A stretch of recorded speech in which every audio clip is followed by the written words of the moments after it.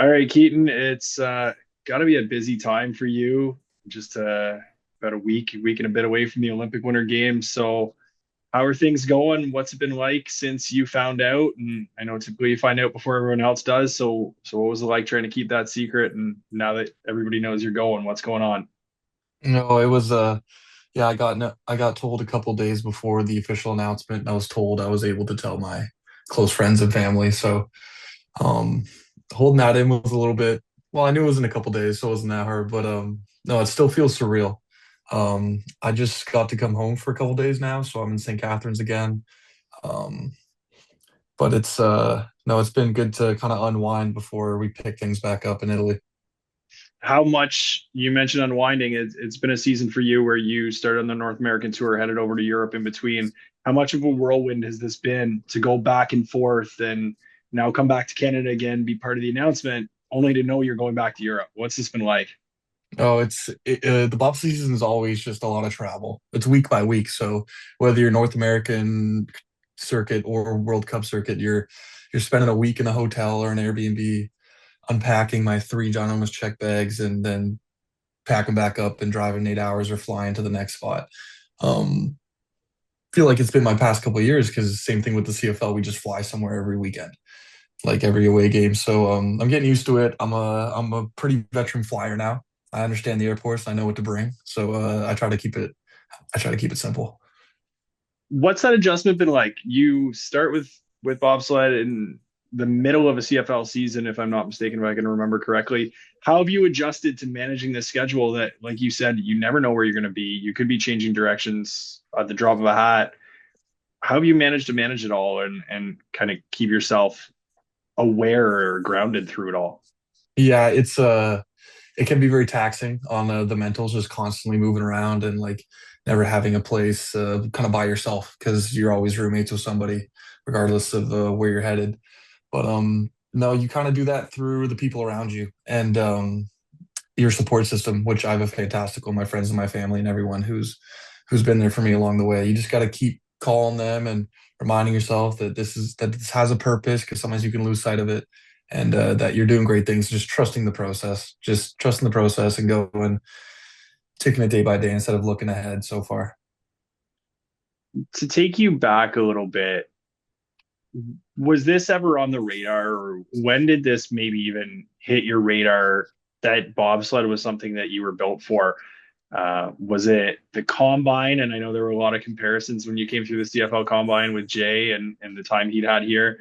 Was it there? Had there been a conversation beforehand, or did this all just kind of happen as things progressed? Obviously, Jay was the intro. Jay was the first one to do it from my immediate people, and but it really started when I joined Can-Am Strength and Conditioning, a gym in Ottawa, to train for the CFL Combine. And Jay was a part of that gym. Mike Evelyn O'Higgins he's also an Ottawa native who's been an Olympian, and Pat Norton, who's a pilot. And through that training and through just running and jumping and doing all the things that we do, they said that I'd be pretty good at this. So kind of got my hand held, through the whole process. Just brought out. I borrowed a pair of spikes. Didn't have a helmet. Like everything was kind of just again my support system, just giving me the tools to succeed. Yeah, for my first season, it was a bit of a blur, but yeah, it's all history. Had you ever thought about the Olympics? Obviously, growing up, like everybody plays multiple sports, but football is not an Olympic sport at the time. Had you ever thought, hey, that's something I want to do one day, or had the focus always been elsewhere? But it's always been cool, like to think about it, and obviously, like a lot of kids want to be able to pursue something, but it's hard to find a sport. Like you said, football's not the Olympics. It's hard to find a sport that you were dedicated and good at to be able to qualify, to be able to topping, to be able to be the best in Canada at. And bobsleigh is one of those sports that you can join kind of late. We get a lot of athletes coming from different sports and programs, and luckily, football translates really well to the speed and the power of the game. And yeah, it really was on my radar my first season when I realized that I was pretty good at this and this may be a possibility. That was uh that was the main moment because other than that, like rugby maybe, rugby. I don't know. I was thinking about how else I would do it.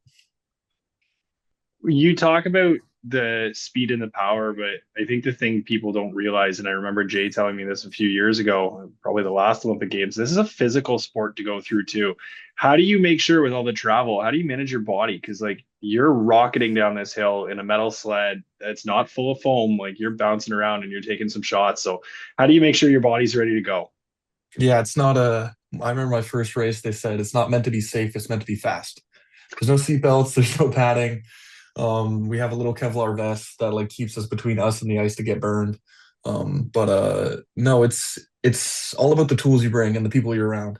We're traveling with the team of high performers, so everyone's got the compression sleeve pants, and we have our own grasping tools and massage guns, and we have a treatment. We have a athletic therapist on the World Cup, so she's a blessing, and she's been helping us through it all. But it's just about doing the right things. Like when you wake up, just stretch, drink some water, take your supplements, and like make sure you're consistent. And yeah, just like a constant maintenance period for a couple for I guess the whole year because I bounced from football to bobsled. How does that go? Like we're not talking about a second hobby that's going for a round of golf or going curling and not to knock those sports at all, but you play in a very physical role on the field too. You're playing professional football. How do you manage your body? Like this is where we're talking a 12-month a year grind here. Yeah, no, it's tough from the training perspective because having to perform every weekend, you don't really have a whole lot of structure in the gym. It's doing what you can and keep doing it because when you stop working out or you stop or you get away from your schedule, you really feel it more. And yeah, it's just a battle of the mind, really. You're really just trying to stay consistent because the recipe isn't complicated. Everyone knows how to be fast and strong and healthy, but it's just showing up and doing it. It's just showing up and doing it every day. Which again, being surrounded by people who are professionals all around me year round is a good. It keeps me accountable when they are all going to the gym. I don't feel like going to the gym, just kind of getting dragged along. And you're going to be there now. You paid to be here, so what are you going to do? You just got to keep that nose to the grindstone and understand what needs to be done. You talk about those guys around you. So many of them are athletes who've come from somewhere else too. Does that help in the bonding? Like, obviously, we know Jay and some of the other guys are football players, but you look at the roster of guys going. There's U Sports athletes from baseball and all these other sports. Does that help a little bit to know that you're all kind of in it together? Nobody's been a wonder kid bobsledder from the age of 5. Yep. No, we like to joke about in bobsleigh. There's a lot of mutual suffering, whether it be 8 hour road trip. Sometimes you race and yeah, you're done at 6 and you got to make it to another city by midnight to get in your hotel room. So kind of just being in together, the grind of it all. A lot of people describe it like football, where it's just tough. It's like training camp where you're like sometimes you don't want to go, but you look at the guy next to you and he's gonna go. So it's inspiring to be around these guys, and yeah, the camaraderie is great. The team was amazing this year. We had a lot of fun, and yeah, that's something you have to remember to have fun. You have to remind yourself that I'm in Switzerland right now. Like I could be doing anything, but I'm in Switzerland. I've got the Canadian flag on my back, and yeah, just be where your feet are and try to remind yourself that this is all in pursuit of something great. You mentioned this being in pursuit of something great, but I think the thing that stands out to me is the amount of travel. Like listening to you, you're either driving or flying or hostels, Airbnbs, probably not hostels, but hotels and Airbnbs, and making your way around the world to some amazing places. But I think we all know like it's not cheap to be in Switzerland. So how does the funding work? I obviously Olympic years are different and things like that, but maybe let people into how exactly you go about funding your ability to participate in this and maybe if there's a way that people can help you achieve your goal here. Yeah, there's this year was big. The team fee went up to $25,000 for the World Cup team. It was an enormous fee, which is the biggest I think Canada's ever seen for that. We have a lack of government funding, but we do get carding. Like all Team Canada athletes can get junior, senior carding. So it's a bursary. It doesn't even cover the team fee, but it helps. And then basically just sponsorships and I have a GoFundMe. So I'll take anything $5. Like it doesn't matter, and it's all in pursuit because there's some expensive equipment, whether it be a $200 helmet or the spikes that you run on average about $500 Canadian just to get them because they're just rare. And yeah, it's basically just support from friends and family. And I've been blessed enough to be born and raised in St. Catharines, so I have a great community around me, and a lot of people who just believe in me and they understand the process, and it's not going to be forever. So yeah, it's a bit of a struggle. It's probably our biggest struggle as Canadian athletes, but we've all found a way to overcome it one way or another. You mentioned being from a really cool community in St. Catharines. Obviously, that got you involved in football and brought you here. I'd be remiss if we didn't talk about your time at Carleton a little bit for this episode. You came through probably the most unique 3 year span with COVID right in the middle of it.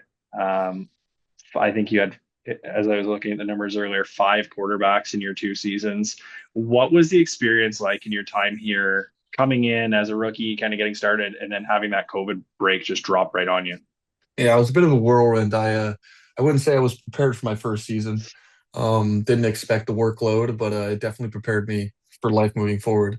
Bit of a whirlwind, lots of team changes, different offensive coordinators, but the people that I met and the teammates that I had really, really brought it to life. Like we weren't overly successful in my time there, but watching the groundwork that the veterans came in, because when I came in, we still had Nate Bahar, Cal Van Weinsberg, Jesse Mills. Like we still had that veteran group of players, and they kind of set the tone for the rest of my time there, understanding what it means to be a Raven and the work that it takes to be able to have a successful unit. What do you take away now? Like I look at that wide receiver room, especially even your second year after COVID. Like you guys had four quarterbacks. It was probably the year that everybody would like to get away from in terms of playing the same teams over and over again and stuff.